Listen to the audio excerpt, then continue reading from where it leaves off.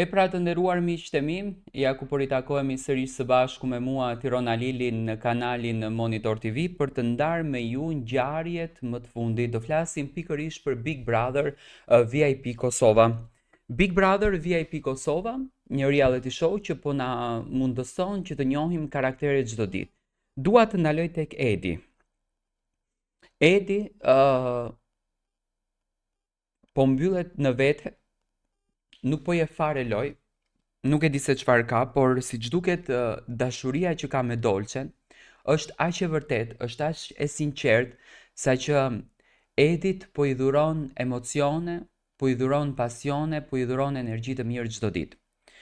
Edi po mundohet çdo ditë që të luan lojën, por siç duket mungesa që i krijon Dolçe, Edin e ka shndruar në një djalë që vetëm vajton për të.